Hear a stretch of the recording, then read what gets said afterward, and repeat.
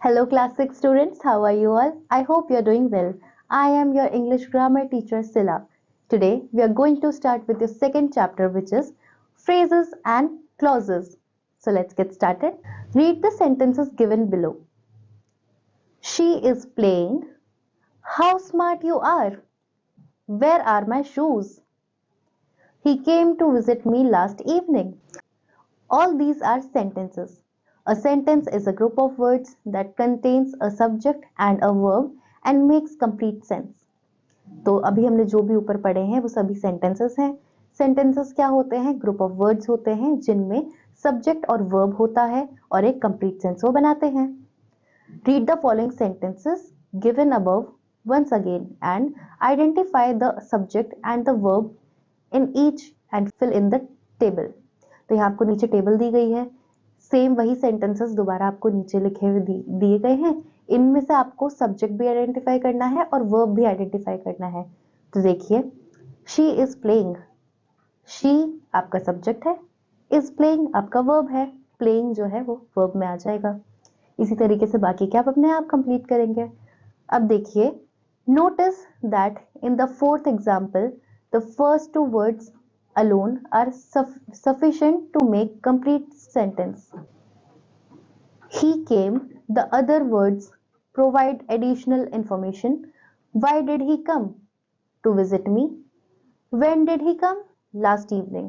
तो यहाँ पर जैसे आपने देखा जो फोर्थ एग्जाम्पल था हमारा, उसमें दो से ज्यादा इंफॉर्मेशन दी गई थी कि वो आया, कौन आया, उसका दोस्त आया था, क्यों आया, उससे मिलने के लिए आया, कब आया, इवनिंग में आया. तो इस तरीके से हमें दो से ज्यादा इंफॉर्मेशन मिली. अब देखिए, phrases and clauses. A phrase is a group of words that does not contain a subject and a verb and does not make complete sense on its own. So students, phrase क्या होता है? phrases क्या होते हैं? phrases होते हैं आपके ऐसे group of words जिनमें ना तो subject होता है और ना verb होता है और वो एक complete sense नहीं बनाते. Look at the fourth sentence given above once again. अब fourth sentence को दोबारा एक बार आप देखिए. He came to visit me last evening. यही था हमारा fourth sentence. The part of the sentence to visit me last evening is a phrase because there is no subject in it. अब ये जो हमारे sentence का part था, to visit me last evening, ये आपका एक phrase है क्योंकि इसमें ना तो कोई subject है और ना ही कोई verb है, ना इसमें किसी इंसान की बात हुई है. इस इतने से सेंटेंस में to visit me last evening, इस सेंटेंस में ना इंसान की किसी नाउन की बात हुई है, ना ही कोई काम हो रहा है, या कोई वर्ब भी नहीं है, इसीलिए ये एक फ्रेज है. Here is another example. She left without saying goodbye. The part of the sentence without saying goodbye is a phrase. ये जो पार्ट था हमारा इस सेंटेंस का विदाउट सेइंग गुड बाय, ये एक फ्रेज है. A clause is a group of words that contains a subject and a verb. अब clause क्या होता है स्टूडेंट्स? clause होता है group of words जिसमें subject और verb दोनों contain करता है, वो दोनों होते हैं उसमें. It is not a complete sentence in itself, लेकिन वो अपने आप में complete sentence नहीं होता. It is just a part of a larger sentence. वो बस एक बड़े sentence का एक छोटा part होता है. He came to visit me last evening, but he left without saying goodbye. ये आपका एक बड़ा सेंटेंस हो गया. मान लीजिए इन दिस एग्जाम्पल, हमने ये जो अभी एग्जाम्पल पढ़ा, the parts he came and he left are clauses. ये जो हमने दो वर्ड्स पढ़े हैं अभी, ही केम और ही लेफ्ट, ये दोनों ही क्लॉजेस हैं. Because each of them contains a subject linked to a verb, क्योंकि दोनों में ही सब्जेक्ट भी है और वर्ब भी है, इसीलिए हम इसे क्लॉज बोलेंगे. Here is another example. एक और एग्जाम्पल देखिए. I called on my aunt because she is unwell. The sentence above has two verbs, called and is. So there are two subjects, two for these verbs, I and she. This sentence therefore has two clauses. इसीलिए इस sentence में दो clauses हुए. I called on my aunt because she is unwell. अब यहाँ पर देखिए एक बॉक्स दिया गया है, हम उस पर नजर डालते हैं. एवरी सेंटेंस हैज वन और मोर क्लॉजेस. हर एक सेंटेंस में एक या दो एक या उससे ज्यादा क्लॉजेस होते हैं, but every clause is not a sentence, या लेकिन हर एक क्लॉज एक सेंटेंस नहीं होता, because every clause may not make complete sense, क्योंकि हर एक क्लॉज कंप्लीट सेंस बनाए या नहीं बनाए ये जरूरी नहीं है। I called my aunt is a clause as well as a sentence. अब ये जो हमारा वर्ड मतलब लेटर हमारा ये जो सेंटेंस था, आई कॉल्ड माई आंट, ये अपने आप में ही एक क्लॉज भी है और एक सेंटेंस भी है, because it has a subject and a verb and makes complete sense, क्योंकि इसमें सब्जेक्ट भी है वर्ब भी है और ये एक कंप्लीट सेंस बनाता है।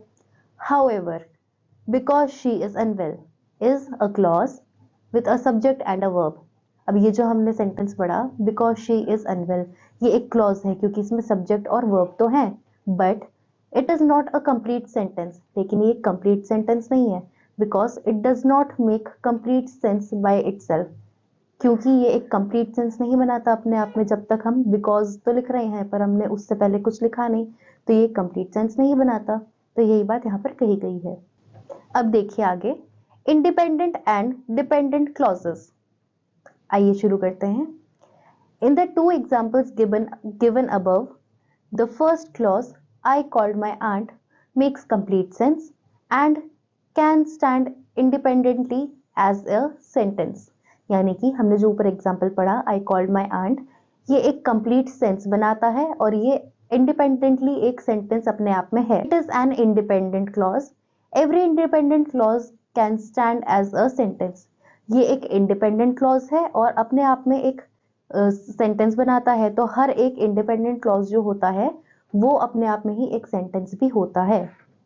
द सेकेंड क्लॉज, अब सेकेंड क्लॉज के बारे में बात करेंगे हम। बिकॉज शी इज अनवेल, अब ये जो हमारा सेकेंड क्लॉज था, does not make complete sense by itself, इसका अपने आप में तो सिर्फ कोई सेंस नहीं बनता। It depends upon the first clause to make complete sense, और ये डिपेंड करता है फर्स्ट क्लॉज पे अपना सेंस कंप्लीट करने के लिए। It is a dependent clause, इसीलिए ये एक डिपेंडेंट क्लॉज है। हियर इज अनदर एग्जाम्पल, यहाँ पर एक और एग्जाम्पल देखिए आप। If you come to my house we shall play the new computer game, अगर तुम मेरे घर आओगे तो हम हमारा नया कंप्यूटर गेम खेलेंगे। अब देखिए आगे, this long sentence can be broken into two clauses. अब ये लंबा जो सेंटेंस है ये दो क्लॉजेस में ब्रेक हो सकता है। One makes complete sense and is independent which the other, while the other does not make complete sense by itself and depends upon the other clause। तो जो पहला क्लॉज है इसमें वो अपने आप में कंप्लीट सेंटेंस बन रहा है क्योंकि वो एक सेंस बना रहा है, लेकिन जो दूसरा क्लॉज है वो डिपेंडेंट क्लॉज है क्योंकि वो पहले क्लॉज पे डिपेंड कर रहा है अपने आप में एक सेंस बनाने के लिए। अब देखिए independent clause, we shall play the new computer game, ये आपका इंडिपेंडेंट क्लॉज हो गया। ये अपने आप में एक सेंटेंस है, इसका सेंस भी बन रहा है कि हम कंप्यूटर गेम खेलेंगे। अब इसका डिपेंडेंट क्लॉज है आपका if you come to my house. अगर हम सिर्फ खाली if you come to my house बोल देंगे तो इसका तो कोई सेंस नहीं बन रहा। अगर मैं तुम्हारे घर आऊं तो तुम्हारे घर आऊं तो क्या क्या सवाल आ रहा है ना, तो वो इसीलिए आ रहा है क्योंकि एक डिपेंडेंट क्लॉज है, इसीलिए ये डिपेंड करता है इंडिपेंडेंट क्लॉज पे। आई होप स्टूडेंट्स आप समझ रहे होंगे। The independent clause is called the principal clause. जो इंडिपेंडेंट क्लॉज होता है स्टूडेंट्स वो प्रिंसिपल क्लॉज भी कहलाया जाता है। If there is another independent clause in a sentence it is called the coordinate clause. लेकिन अगर एक ही सेंटेंस में दो क्लॉजेस हैं, दो या दो से ज्यादा क्लॉजेस हैं, तो वो द कोऑर्डिनेट क्लॉज कहलाया जाता है। The depend clause is called the subordinate clause, और जो डिपेंड कर रहा होता है वो कहलाया जाता है द सबऑर्डिनेट क्लॉज। आइए एक्सरसाइजेस डिस्कस करते हैं। अब देखिए A, read these sentences and identify the independent clause, the coordinate clause and the dependent clause in each. The first one has been done for you. अब यहाँ पर आपको नीचे सेंटेंसेस पढ़ने हैं और उन्हें आइडेंटिफाई करना है कि वो इंडिपेंडेंट क्लॉज है या कोऑर्डिनेट क्लॉज है या फिर डिपेंडेंट क्लॉज है। तो पहला आपको करके दिया हुआ है, आइए उसे देखते हैं और बाकी डिस्कस करते हैं। It was a hot day so the children played indoors. अब इसमें इंडिपेंडेंट क्लॉज क्या है? It was a hot day, ये अपने आप में एक इंडिपेंडेंट क्लॉज है क्योंकि अपने आप में एक सेंटेंस है और एक सेंस बना रहा है, तो ये हमारा हुआ principal clause. So the children played indoors, ये हो गया हमारा कोऑर्डिनेट क्लॉज। क्यों? क्योंकि ये so the children played indoors, ये अपने आप में एक और सेंटेंस है और सेंस बनाता है, लेकिन दो क्लॉजेस साथ में है, इसीलिए ये कोऑर्डिनेट क्लॉज है। सेकंड देखिए, everyone clapped when the dance performance was over. तो एवरीवन क्लैप्ड, ये भी अपने आप में एक क्लॉज है, तो ये हो गया आपका principal clause. When the dance performance was over, ये हो गया आपका डिपेंडेंट क्लॉज, क्योंकि when the dance was over, लेकिन क्या when the dance of over, हमें ये नहीं पता ना, अगर हम पहले वाली चीज के बारे में बात ही नहीं करेंगे तो डांस खत्म होने के बाद क्या, वो तो हमें नहीं पता, तो ये आपका डिपेंडेंट क्लॉज है। इसी तरीके से बाकी आप अपने आप कंप्लीट करेंगे। अब देखिए section B, read the following and write sentence, clause और फ्रेज करेक्टली अगेंस्ट ईच। अब यहाँ पर आपको नीचे जो लिखे गए हैं उनमें से आपको ये बताना है कि वो सेंटेंस है, क्लॉज है या कोई फ्रेज है। आइए देखिए, अ ट्रूली अमेजिंग परफॉर्मेंस। अब यहाँ पर आपको ये एक जो आप पढ़ रहे हैं, ये एक बताइए सेंटेंस है, क्लॉज है या फ्रेज है?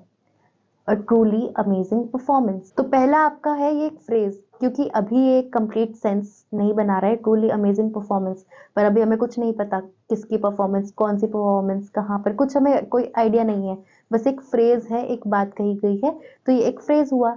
इसी तरीके से बाकी आप अपने आप पढ़ के डिसाइड करेंगे कि वो कोई सेंटेंस है, फ्रेज है, क्लॉज है, क्या है, और आगे उसको लिखेंगे।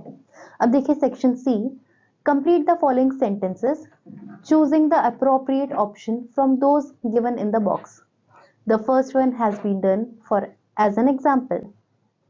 पहला जैसे कि आपको करके दे रखा है, ये डिस्कस करते हैं। Rishabh went to his friend's house dash, add a phrase, हमें इसमें फ्रेज ऐड करना था, तो ऊपर वाले ही बॉक्स से इन्होंने यहाँ पर एक फ्रेज लिया है। Rishabh went to his friend's house without informing his parents। यहाँ पर ऊपर आपको बॉक्स में ये दे रखा था, उन्होंने वहीं से इसको एक एग्जाम्पल लेकर यहाँ पर लगाया है। अब सेकंड देखिए, reply to the mail at once. इसको देखिए ऊपर बॉक्स में, हमें इसमें क्लॉज ऐड करना है। क्या करेंगे हम इसमें, यहाँ पर आएगा so that he receives it well in time. हमने यहाँ पर इस क्लॉज को ऐड किया, इस क्लॉज को ऐड करने के बाद में अब ये एक कंप्लीट सेंस बना रहा है और ये एक सेंटेंस बना। इसी तरीके से बाकी आप अपने आप करेंगे। अब देखिए section D, complete the following sentences by adding appropriate clauses. अब आपको ये जो नीचे सेंटेंसेस दिए गए हैं, इनमें अप्रोप्रिएट क्लॉज ऐड करके इन्हें कंप्लीट करना है। पहला देखिए, the police started the investigation. अब जैसे कि हमने देखा है कि ये क्लॉज है, तो ये डिपेंड करेगा हमारे पहले वाले फ्रेज के ऊपर, तो हम क्लॉज ऐसा होता है जो आधा अधूरा होता है, अपने आप में सेंस नहीं बनाता, तो यहाँ पर हम लिख सकते हैं, the police started the investigation so that they could catch the thief. अब अगर हम अकेले सिर्फ so that they could catch the thief बोलेंगे तो इसका अलग से कोई सेंस नहीं बनेगा। क्या so that catch the thief, मतलब सेंस नहीं है, लेकिन अगर ये डिपेंड कर रहा है पहले वाले फ्रेज पे, तब ये कंप्लीट सेंस बना रहा है। तो यहाँ पर हमने इस सेंटेंस को कंप्लीट किया। इसी तरीके से बाकी आप अपने आप कंप्लीट करेंगे। सो आई होप स्टूडेंट्स आपको क्लॉजेस, फ्रेजेस, सेंटेंसेस समझ में आए होंगे, उनके यूजेस समझ में आए होंगे। एक्सरसाइज हम लोगों ने डिस्कस की है, बाकी की आप अपने आप प्रैक्टिस करेंगे। We'll meet you in the next class, till then bye students.